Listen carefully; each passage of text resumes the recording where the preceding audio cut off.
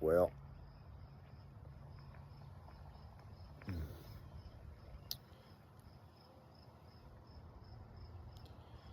talked about fear and shame. Let's talk about grief. Yep.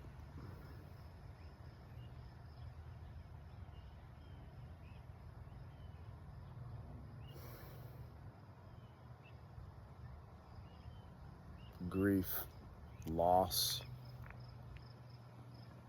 disappointment.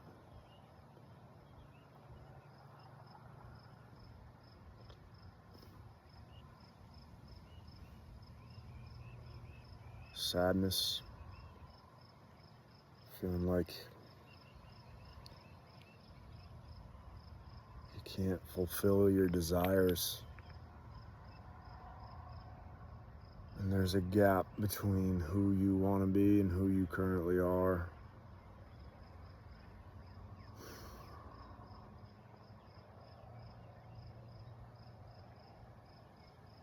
What I'm trying to do, and not doing a very good job if I had to say so myself. So, they're all like, you gotta feel your feelings, you gotta let yourself feel sad, you gotta cry, you gotta do the fucking things, and I'm like, I don't want to. So I distract myself with all the things. You know what they are. You've got your own vices. Ah, man, it's interesting. I feel like there's an infinite and endless amount of distraction if you want to go down that path. But there's another way, which is to turn and face the thing that is. Turn and face the thing you're afraid of facing. So, the grief, the loss of a relationship,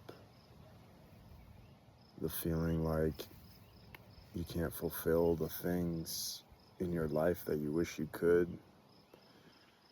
grieving maybe your past, as you age and your body changes, grieving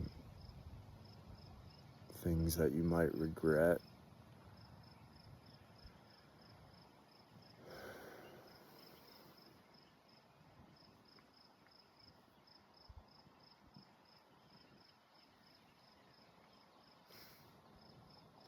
And I think the point is to just feel it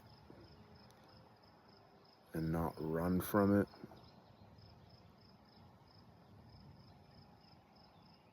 But it can be really tiring and exhausting. But holding on to it is, I think, really tiring and exhausting too. So, yeah. And it comes in waves. So I think the best approach is to just try to do your best to breathe through it.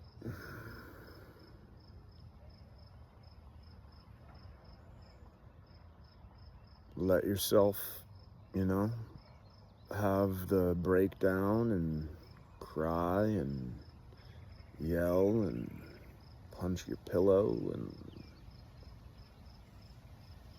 if you have a safe space or therapist or friends, sometimes it can help to, or if you do men's work or women's work, to be witnessed.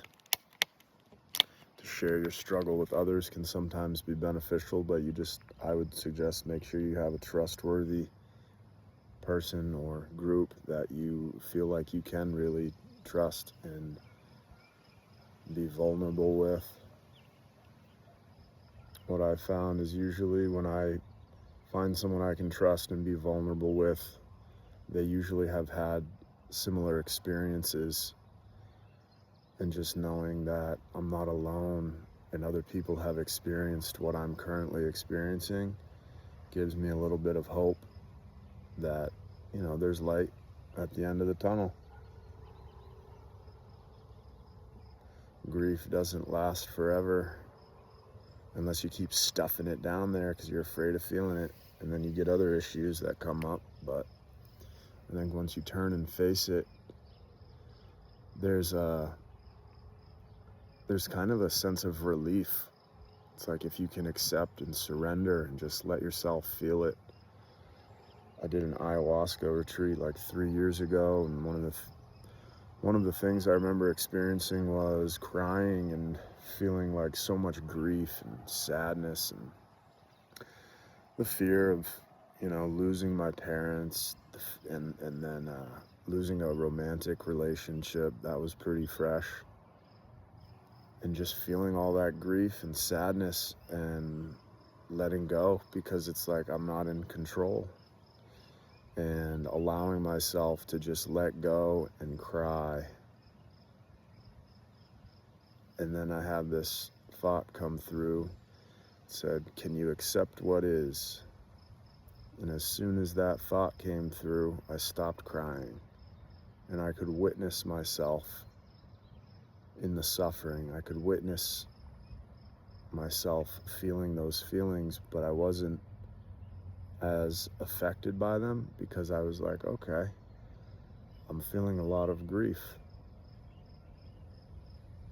from these stories that I've created about these people in my life, and the fear that I have of maybe we never have the same type of relationship again, and I don't know what the next chapter of my life holds.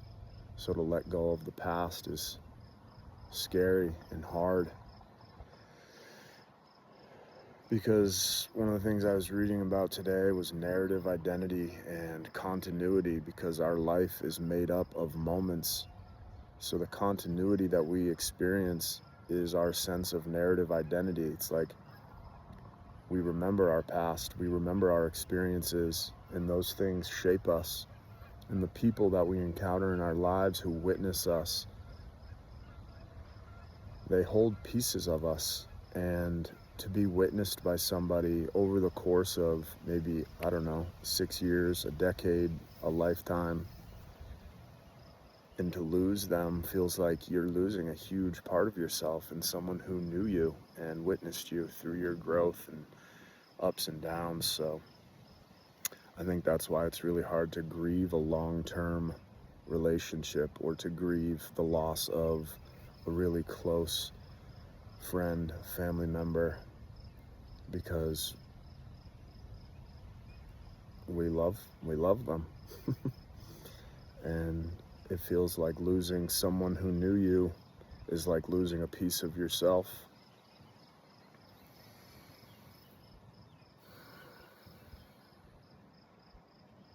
And sometimes that can be really hard to let go of, because then it's like, okay, well, who am I without this person? And that can be scary, to the not knowing and the uncertainty, because I feel like as humans we want to understand and we want to make meaning in our lives, so we can orient ourselves and know. We want to be able to know what our past was, know what the story is that we tell ourselves, know who we are in the present, but then also be able to orient ourselves. We have the ability to think about the future, plan for the future. So we want to kind of be able to direct ourselves. We have dreams and aspirations, and sometimes we can have expectations that are not met. And I think it's important to just learn about this stuff and learn how to feel it, and choose more consciously what actions we want to take, but also not being too attached to certain things and certain actions. And I know that for me, I've been really obsessive. I kind of, a former addict and alcoholic, so I can have a very obsessive or addictive personality tendencies. So for me, it's like obsessing about healthy things, meditation, personal development, exercise, all these different things. Obsessing about trying to heal And sometimes I feel like there's no amount of force that will make it go any faster, which is weird because I'm like, it feels like I don't want to say just like give up and stop trying, but sometimes it's like you got to just let go. So that's the balance I'm trying to find right now, is like, I don't want to fall back into these vices or negative coping mechanisms because it's hard to feel my grief and it's hard to feel my sadness and frustration. But I also feel like I've had the tendency to like go in the other direction and be like, all right, well, I'm gonna work out at this hour and then walk at this hour and then ice bath at this hour and do videos at this hour and read this many pages a night and meditate for this amount of time. And sometimes I feel like that's just like, sometimes I think it's the discipline is good, but sometimes it's just like you gotta just let it go, you know. I read this little tea bag the other day and it was like, in nature nothing is rushed, but everything is accomplished. And I think that's something important to remember for myself in my life, is like, I'm part of nature. I can't force myself to grow faster than I want to. I can take the best action I can in the moment and trust the process. I'm like, dang, bro. It took you 11 minutes and 44 seconds to say that. Okay. But yeah, that's what it does sometimes. You know, I feel like sometimes I try to synthesize wisdom and extract just the fucking pearl. And sometimes I feel like you have to go through the process in order to get the wisdom. And that sometimes means going through the grief and the fear and the anger and the shame or whatever emotion it is, and allow yourself to feel it and process it. And sometimes that takes 11 minutes and 44 seconds, and sometimes it takes a day, a week, a month, a year, a decade. So, and it's layers too. Ogres are like onions. We got these layers. We got layers, you know? So you just keep peeling back those layers, letting yourself grow. Anyway. Yeah. That's all for now. I think, yeah. What's the main message? Surrender to the process. Try not to run from your feelings. Allow yourself peace, grace, serenity, acceptance, surrender, letting go. Allow yourself to grieve or feel whatever it is you've been running from or afraid to face. And be with yourself. Give yourself that grace and compassion.